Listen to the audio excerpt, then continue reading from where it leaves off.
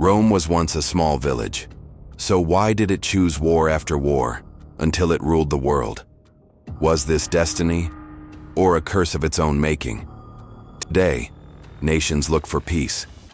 They form alliances, they sign treaties, they use diplomacy as a shield. But ancient Rome chose another path. War was not the last resort. It was the lifeline, the heartbeat, the only language Rome truly trusted. Imagine standing in that tiny village along the Tiber River. No marble temples, no emperors, just a fragile community, hemmed in by enemies on every side. The Etruscans to the north, the Sabines and Volsci to the east, Latin rivals all around. Rome's neighbors didn't want peace. They wanted Rome gone. And the Romans understood. If they waited, they would be destroyed. So Rome struck first. This is the story of how fear turned into ambition, how survival became hunger, how one small village built an empire by never putting down the sword. The world that forced Rome's hand. We must remember, Rome did not begin as an empire. It began as prey. The Italian peninsula in the 8th and 7th centuries BC was not a safe place. Dozens of tribes, each fighting for land, honor, and survival. Raids were constant, villages burned, alliances collapsed overnight. Rome's earliest kings, Romulus, Numa, Tullus, ruled a city that had no luxury of peace. To live meant to fight. And so, from the very beginning, war was not optional, it was ritual. But here lies the turning point. While other tribes fought only to defend themselves, Rome learned to strike back harder. If a neighbor raided their cattle, Rome didn't just raid back. They marched, they conquered, they absorbed. Bit by bit, the Romans built a reputation. Attack Rome, and Rome will come for you, and take everything. Was this strategy brilliance or desperation? The tradition of preemptive warfare can shape nations. For Rome, fear became policy. Instead of waiting for enemies to strike, they struck first. They looked at their borders and saw danger everywhere.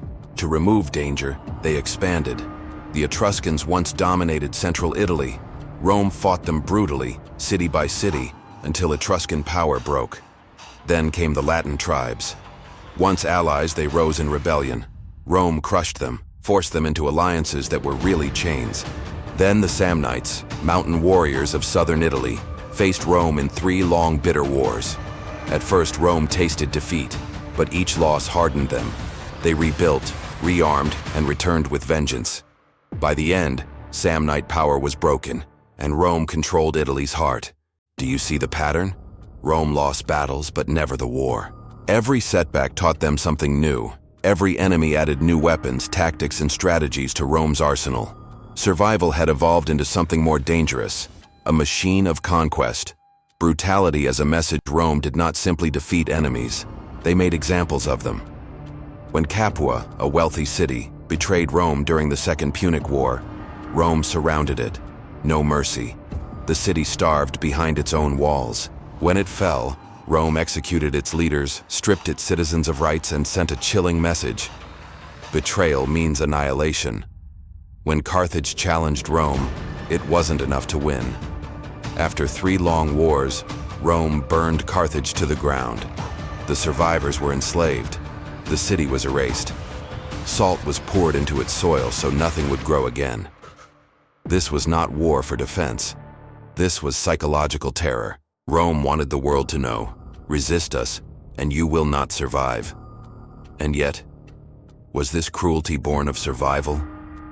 Or had Rome discovered that fear was the strongest weapon of all? The shift from fear to hunger. At first, Rome fought to live, but victory changed everything. Each war brought land, treasure, and slaves. Each conquest made Rome richer, stronger, more addicted to power. Conquering Italy had once been about safety. But when Rome crossed the sea and fought Carthage in Sicily, this was not about safety. It was about dominance. Rome's senators looked across the Mediterranean and asked, "Why not us? Why not rule it all?" So they fought again and again. Spain, Macedonia, Greece, Asia Minor. war became tradition. Generals grew famous not for peace, but for victories. Rome's citizens expected triumphs, parades of chained prisoners and stolen gold. Soldiers expected land and glory. The Senate expected new provinces to tax. Was there ever a chance Rome could stop, or was it trapped by its own success? Rome versus the modern world. Now pause. Think of our world today. Nations build alliances, not legions. Peace treaties are celebrated, not wars. Countries like Switzerland or Canada define themselves by neutrality and diplomacy. Wars are condemned, not glorified. But Rome thrived on the opposite. Diplomacy, when it existed, was always backed by legions. Peace was only a pause between campaigns. Where we see peace as strength, Rome saw it as weakness. So ask yourself, did Rome rise because it chose endless wars? Or did it rise because it never knew another way? The human cost. Of course, war brought glory to Rome. But what about the Romans themselves? Legions marched for years, far from home. Families were broken. Farms were abandoned. Thousands of citizens died on foreign soil, never to return. Slavery filled the gap. Millions of conquered people forced to work Roman fields, mines, and households. And the soldiers who did survive? They came home hardened, scarred, often disillusioned. Yet Rome demanded more. More wars, more blood. Can an empire survive forever if it feeds only on conquest? Or does endless war carry the seeds of destruction within itself? The legacy of endless war. By the time of Julius Caesar, Rome's hunger had become unstoppable. Caesar's conquest of Gaul added enormous wealth and territory, but it also destabilized the Republic. His legions became loyal to him, not to Rome.